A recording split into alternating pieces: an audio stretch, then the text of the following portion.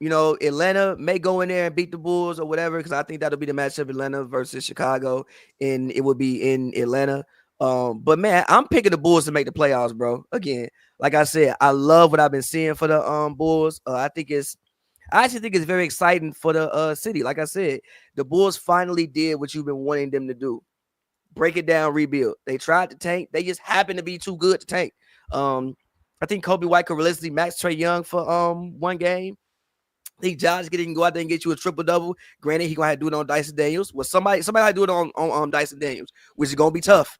It's gonna be very tough. But I think Giddy can go out there and get you a triple double. I think Matas can go out there and get you 18, 19, have a game. And look out for Vucevic, man. Vucevic is still a guy who has been a all-star before. He's not washed. He can still play basketball. And I think he's a really good veteran center for this team to have as just a veteran presence and like a professional as these young guys continue to grow. So I think in the playoffs we'll have Boston versus Orlando, and I think we will have Cleveland versus Chicago in the first round.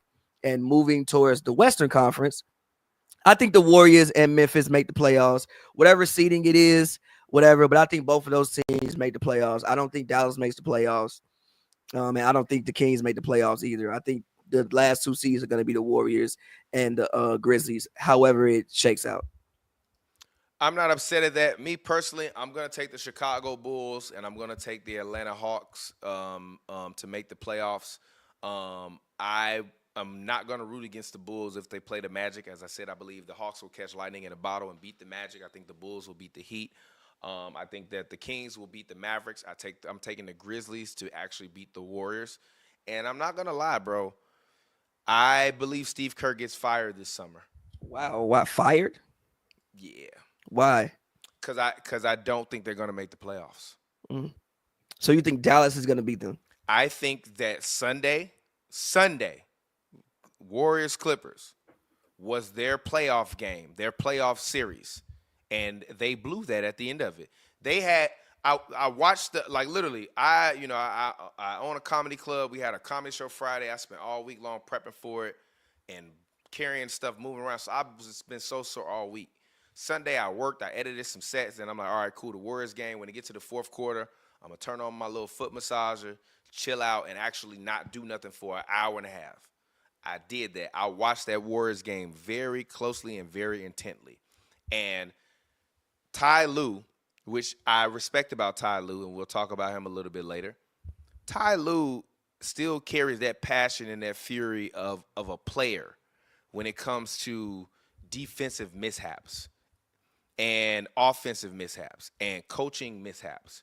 Ty Lue, at the end of the fourth quarter, the Clippers got the rebound, I believe. The game was tied. Kawhi Leonard brought the ball up the court with like 17, something like that, seconds left. Yeah.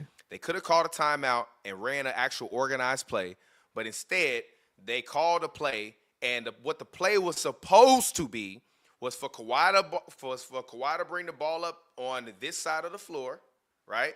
And then Zubac was supposed to come around, set a screen, get Kawhi driving to the rim or a mid-range shot. Zubac stayed under the rim. Everybody stayed on the strong side of the floor, so Kawhi didn't get the opportunity to get that screen high up. And then Ty Lue had to call a timeout, I believe, with 10 seconds left. 10 seconds left. Then after that happens, Kawhi takes a shot over Draymond. He misses. Bad shot. Then they go into overtime. Once you're in overtime, you're the Warriors. You have all of that momentum. They come out. No, stop. You have all of that momentum. You're at home. And to me, they got completely outcoached in overtime. And I think that's a product of Steve Kerr. And I'm going to be honest. I love Steve Kerr. Steve Kerr, without a doubt, is a top 10 NBA coach of all time. But I believe his run in Golden State is over. And I think it's time for some new and some fresh blood in that organization on that sideline.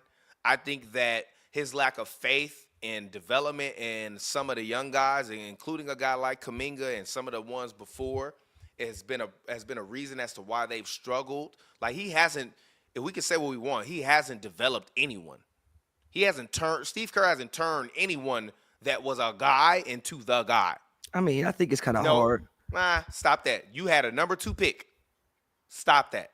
I mean, no, you had a number 2 pick, And all personality things aside, if you're one of the GOATs, you should be able to get something out of that number 2 pick. And he got absolutely zero. Yeah, but can I? So, no, But wait, hold wait, wait. on, Let me wait. Can finish. I? Yeah, but hold on. Let me finish, and then you can retort. Because I'm the Warriors fan here. You're not. I've seen Warriors fans critical of Steve Kerr on Twitter since before they won a championship. And we've had the same criticisms. But it's been a decade of this shit, man. And I don't give a fuck what no motherfucking body on the earth says. If you have Jimmy fucking Butler and Stephen Wardell motherfucking Curry on your team, as he went up to Buddy Hield on that TNT game and said, hey, buddy, this is Steph Curry. Steph Curry, me, Buddy Hield. Buddy Hield, me, Steph Curry. Buddy, I don't know if you noticed, but Steph is the greatest shooter of all time. Well, you stupid motherfucker. All due respect. If you got enough balls to say that to Buddy while you mic'd up, why the fuck would you give him the ball to shoot the ball at the end of the game? That shit sounded like World War III clanking off the goddamn side of the backboard. They're not going to make the playoffs. I hope they do, but they're not. And when they don't, Steve Kerr is out of here. I'm done. Feel free, retort. I don't think Steve Kerr's getting fired, regardless of what happens. I think that at this point, you just paid Jimmy Butler. You paid him for what, 2 years? So I think you just try to run it back and see what you can get out of next year with like a full training with a full season of training camp or whatever. I don't think there's any way Steve Kerr goes anywhere this offseason. Now, if they have a disappointing season next year, he might go somewhere. As far as the not developing people, I think it's just kind of hard, bro. Like the Wiseman thing, the Wiseman thing was just weird. Number one, also, that was what we forget about that draft was that was one of the weirdest drafts, and that was probably the weirdest draft in NBA history because of the COVID situation. You had no tournament, you couldn't really scout people. You know what I'm saying? Like, so, and Wiseman, he played 2 college games, sat out the rest of the year. So he was basically a myth coming in. And the COVID thing was just in general kind of weird. And you draft him, y'all are bad that year because Clay's hurt, everybody's hurt. And then the next year, you're trying to win a championship. When you're trying to win a championship, it's hard to develop guys. And also, in the middle of his development, he started to get hurt. Like, he was playing decently, then he tore his MCL, then you come back the next year, and shit, we trying to win now. So we ain't really got the time to develop you. I think that, Potts has been for a late first round pick. Well, not late. I think it was a late lottery pick, right? I think it was like the 15th pick, something like that. If I'm not mistaken, right? He was like the 15th pick. Yeah, I think for a guy that was a 15th pick, I think Potts has developed into, a guy that you look at like he'll be in the league 10 years. Moses Moody is a guy. He'll be in the league 10 years. Kuminga, I think Kuminga will be in the league 10, 15 years. I just think, like you said, I just don't know if he fits. The problem with young guys, when you have older guys, is it's hard to make those young guys fit the timeline of the older guys, especially if they don't necessarily fit the system that you're in the first place.